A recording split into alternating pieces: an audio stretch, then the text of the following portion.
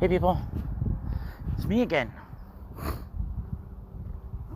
So, anyways, one of the things that I wanted to talk about here when it comes to my manifestation journey of that sort, but I feel like that even if I have all of like the sort of details about my manifestation journey when it comes to like what is going on in the 3D and beyond the 3D, it's just a little bit too complicated for me to explain in that matter, because of part of the reason is, not everybody's going to really understand, that whole beyond the 3D of that sort, but I think when it comes to J2, one of my SPs of that sort, I think he's starting to like understand what is going on in the 3D, I mean beyond the 3D, as far as that goes. You know what I mean? And in a way, it's like the whole thing is that we're all energy, or it's like what I would say, like in a more metaphysical sense of that sort. But it's like, we're all surrounded by energy, or which could also be like data of that sort, because like what if it's like the kind of data that makes the concrete, the sidewalk that I'm walking on, that makes the fabric of my clothes, that makes, the tree, that also, and all the other stuff that also makes me, as far as like the elements and the atoms and protons and neutrons and all that, as well as like the DNA and RNA and all that.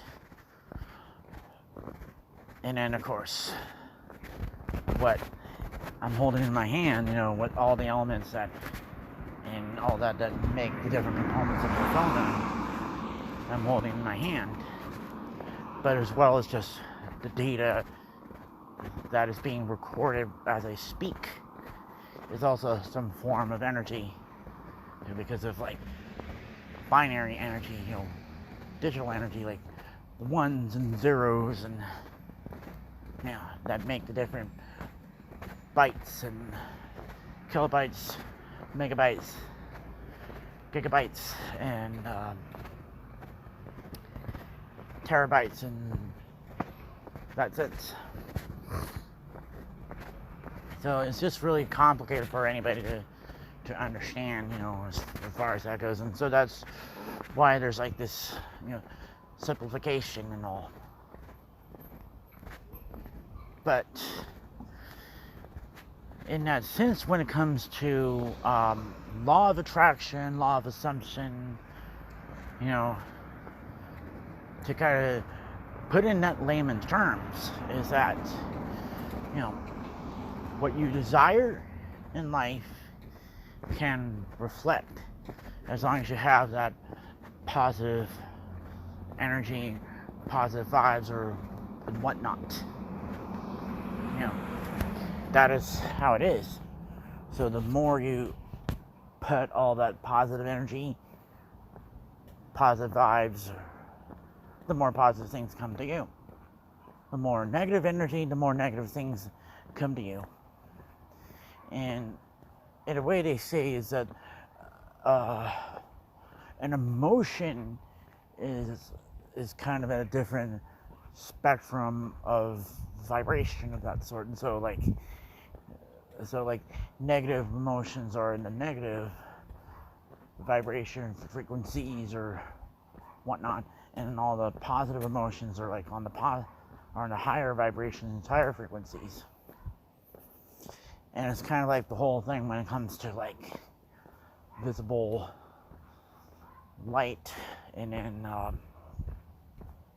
when we have like infrared or ultraviolet, And because like red is like one of the lowest frequencies in the visible light, and then the highest frequency would be white. I mean, not white, purple.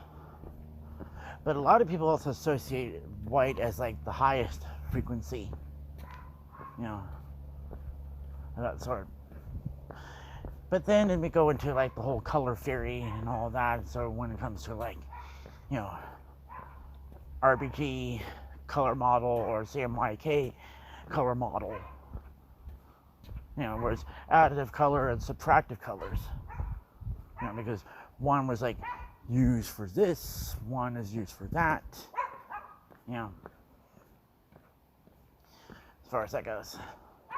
And I think I was like learning that sort of thing like in our class in 8th grade, of that sort.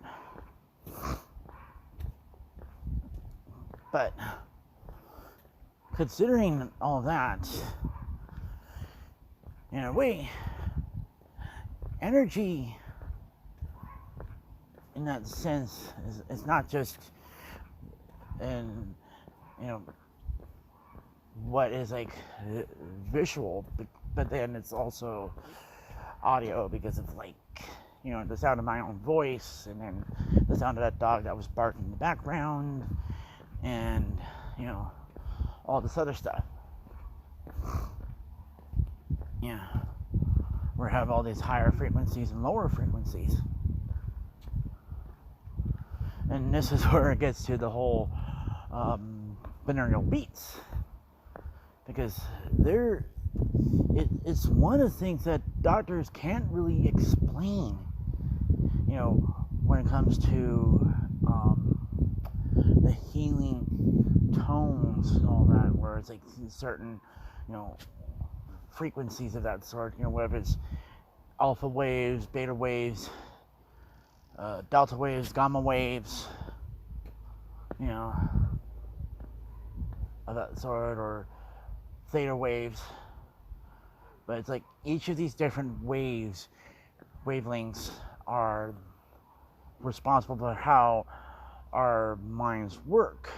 In that sense, there's all these different frequencies that are responsible for certain functions.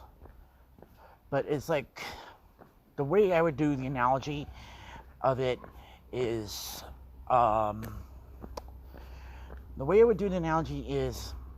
like a computer works, because there's all these different frequencies, and, you know, as far as how the certain signals are, you know, from certain computers, or depending on the different types of computers that are built, you know, back then compared to ones now, you know, depending on the different, you know, processors, you know, as far as like whatever whatever instructional set, you know, as far as that goes, because there's like a huge difference between like x86 computers and then ARM computers, you know, because like, you know, they have those different instructional sets, you know, and it's just also the way how the processor like process information of that sort. But it was just, in the past, it's like we would have a computer,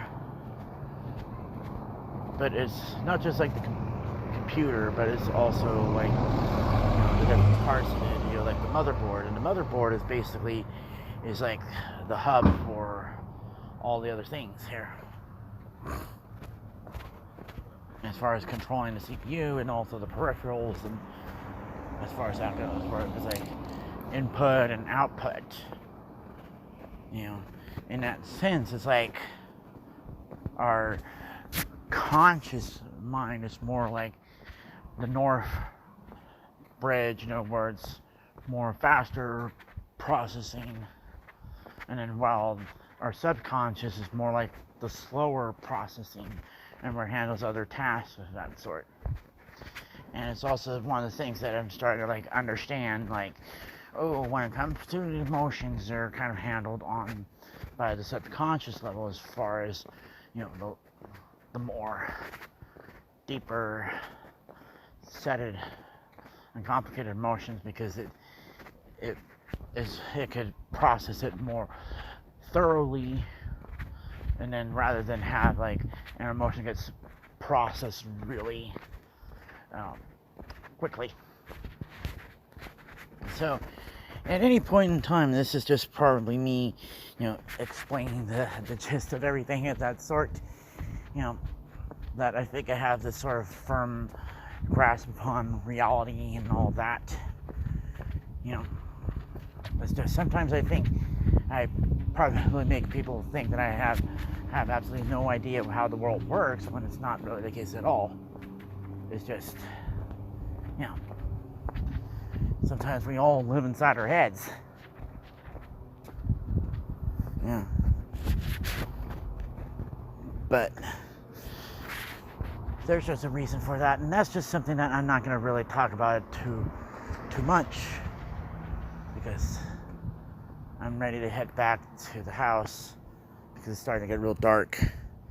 So anyways, talk to you guys later. Hey people, it's me again. So anyways,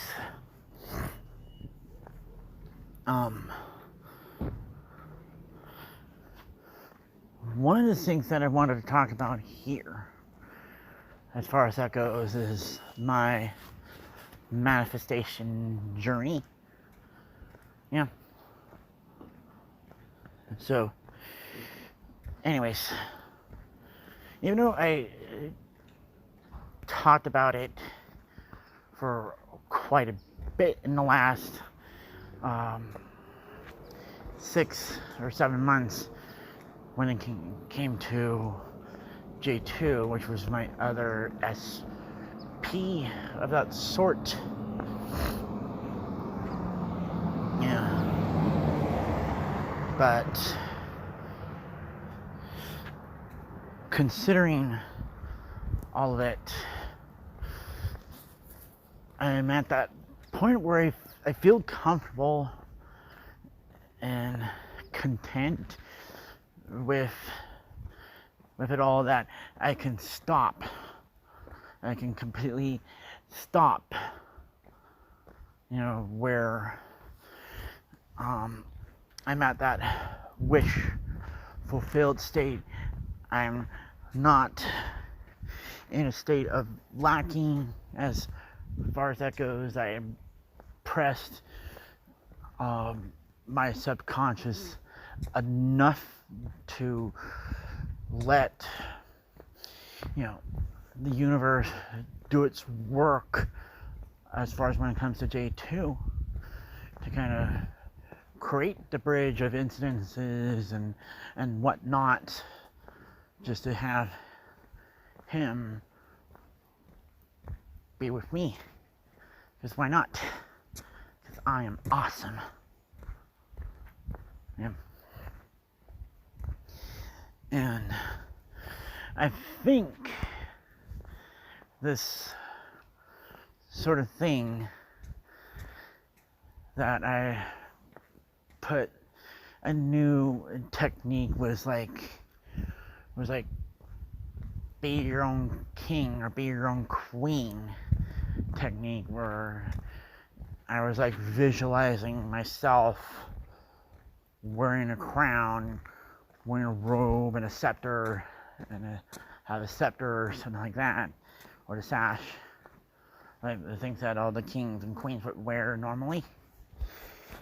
Wearing that, and I have like an extra set of a crown and a robe, all that, and then just hand it off to J2 to tell him that, hey, you can be my king, and we can rule together.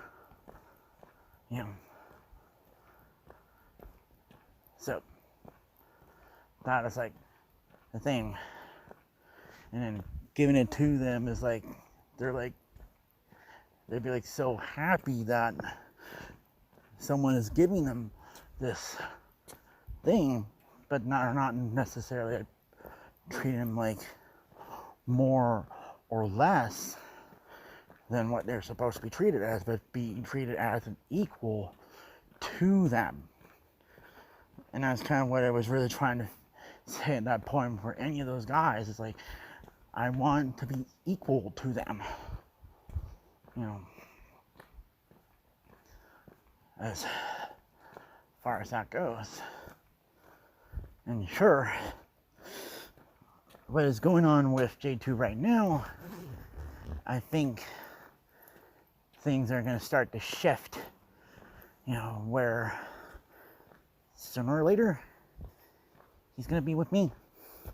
And I feel really confident about it, you know, and to the point where it's like, I don't really care if some people say it's not feasible or whatever. And when you get to that feeling of, you know, that you don't care about the how and when and why and the circumstances and all of that, and you just want it as the end goal of that sort. You know, but you don't care how you get to that. You just want to get to that. Because sometimes there's more than just one way to get to a particular destination when you're driving, or when you're flying, or when you're on a train, you know, or when you're on a boat. And sometimes you may not get there the first time, but sometimes it's like that you can wait until next time. Yeah. And that's just really what it is for me. That there isn't a linear path for it. There's always a bit of the meandering trails to get to that. Because in a way, for me, you know, when it comes to like driving to the airport, there's more than one airport that I can go to. There's more than one way to get to that airport.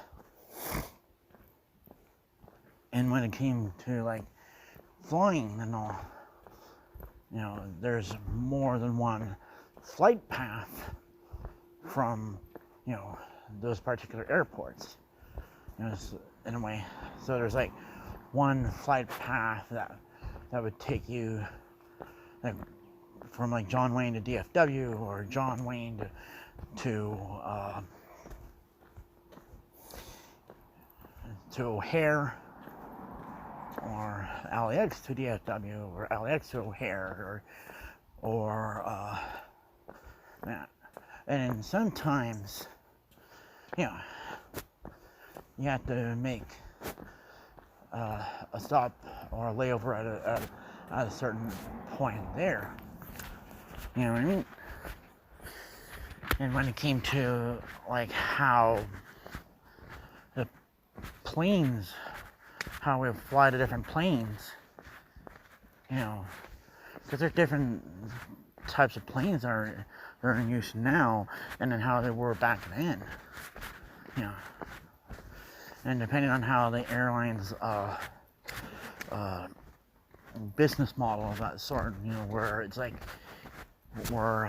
some of the airlines have that hub and spoke model, and the other ones would have the direct flight model, where in order to get to like Dallas, you would have to fly through Phoenix and then Albuquerque to get to Dallas, you know, or Santa Fe, you know. And then others, we're just you just fly directly to Dallas. Or for Chicago, for example, they would have to fly to Las Vegas, then to Salt Lake City, then to Omaha, and then to Des Moines, and then Chicago. Or another route would be, if it was that type of direct point-to-point flight, would be, it could be like LAX to Phoenix, to Albuquerque to Denver to Kansas City to Des Moines, and then Des Moines to Chicago. As far as that goes, before they started doing direct flights. Yeah. There. But then part of the reason was some of the planes back then couldn't really go that far.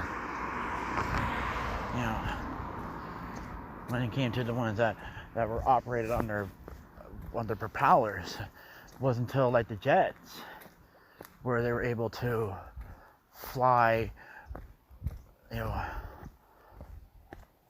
further distances. Even like the earlier jets at that point now, they can only be limited to certain destinations at that point.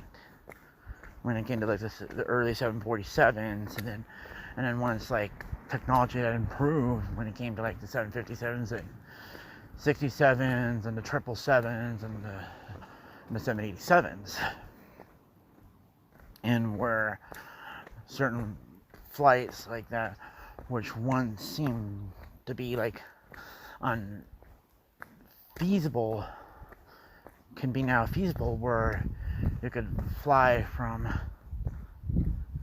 San Francisco to Sydney, which was not even possible 10, maybe 15 years ago, due to some of the planes at that time. Because some of the more fuel efficient planes could be in a way where we could fly from LAX to Johannesburg, in a certain amount of time, instead of where to go to Johannesburg was like fly to New York, or to JFK to Johannesburg, or fly to London to Johannesburg, something like that. It was just sort of the way when it came to the ships back in the day, because that was one of the other types of main travel at that point, was taking a ship, and it'd take a certain amount of days to get from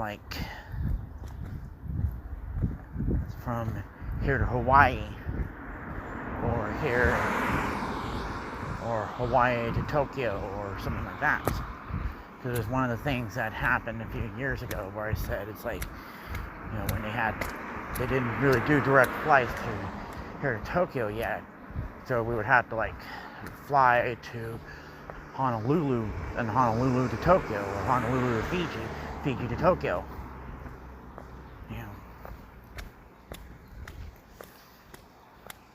And it was just like one of the other ones where it was like from here to Amsterdam and Schiphol and all that. But the whole point of it is just that, what I'm saying here is that nothing is really impossible, and they're only limiting your own beliefs. And once you get to that point where you feel like life has no limitations and all, and you're golden and all that, you're the badass motherfucking king or queen of the universe, then that's all good. And that's kind of how I feel about everything.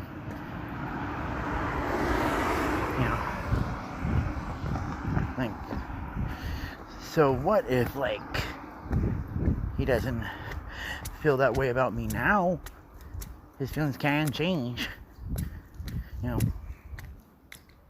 And so what, like, if the guy's straight, or so what if all of this happens? You know, doesn't change anything. You know. So, considering all of that, I think that's basically it. So, talk to you guys later. Bye. Hey people, it's me again. So it's now 12:25. Today is February 27th, 2024. So anyways, I'm doing my afternoon walk as far as that goes. So considering all that, when it comes to law of attraction, law of assumption, as far as that goes, it's really about your internal work of that sort. It's really about how you feel about yourself and how you want others to perceive you as. You know, that's really the main goal of it. You know, and when it comes to manifesting it, is then you kind of wonder why certain people get all the luck or get all the successes, because they believe they have that sort of thing themselves and everything comes to them, you know, as far as anything positive. But if you don't believe it, it does not work, you know. Or if you believe it but you're kind of believing like everything bad happens to you, and then all of a sudden everything bad happens to you, of that sort. So anyways, so considering all that, when it comes to manifesting in general, you have plenty of tools at your disposal as far as that goes. And so, considering all that, is there's meditations, there's like a state akin to sleep, yeah, and then there's visualizations, and then there's scripting, and then there's vision boards, affirmations, as far as that goes. So all of that is one of the little things, you know, when it comes to that. So the thing here is, when you're manifesting, it's basically going on a mental, spiritual, emotional journey of that sort to get into the wish fulfilled, you know. And so there's more than one way to get to the wish fulfilled. It's like when you're driving or any other form of transportation, you know, going from point A to point B, you know, as far as that goes, you know what I mean? And there are instances where you change different modes of transportation as far as that goes. Like for me, like if you're going from, you know, where I live in Orange County to like another place like Chicago, of that sort, and so had multiple choices of getting there as far as that goes. So therefore it would be like going to John Wayne Airport, or going to LAX, or going to San Diego, or Ontario Airport, or Long Beach Airport.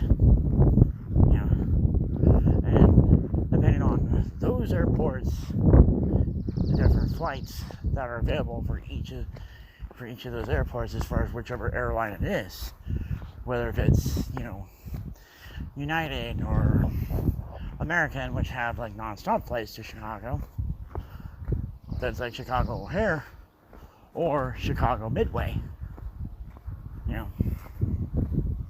which should be Southwest or Spirit or Frontier or something like that. And then there's also that when it comes to like ones that don't offer a direct flight, but they're like cheaper, and that would be like Delta. Like Delta would have the flight to Salt Lake City, then to Chicago, or you're going on a different airlines altogether, of that sort. But let's not just stop there. You can drive to Chicago, and whether if it's just taking the 5 to the 80 there, or taking the 15 to the 80, or taking like more of a crisscross wave, that sort, where it's taking the 10 and the 25 to the 40 to the 55 to something like that. So there's like a different way to get there, or like instead of like taking the 55 all the way to Chicago, you take the 57. If you don't want to go through St. Louis, that sort of thing. You know what I mean? But the point is that when it comes to manifestation and law of attraction, is that you have all these different choices of where you can go in this. That if you want your specific person of that sort. So that's just one of the things. So considering all of that, there's different aspects of the whole manifestation journey, and sometimes it does not always go in order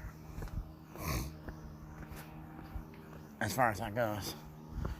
And mainly when you're manifesting somebody, it's going to take a while to do so. I mean, depending on how well you want that person, because in a way, if you put this person on a pedestal, and it's going to take a long time. But if you take them off that pedestal, or never actually put them on a pedestal to begin with, then they'll just like manifest really quickly. Yeah. As far as that goes. And so that's just one of the things there. But you also have to be careful about the different techniques of that sort, or how well you use certain techniques when it comes to the manifestation, like affirmations and scripting and all that. It's really more about the emotional things, and that's really what it is. When you're giving them like the experience, the emotions, when it comes to that. So anyways, I guess that's probably it. So talk to you guys later.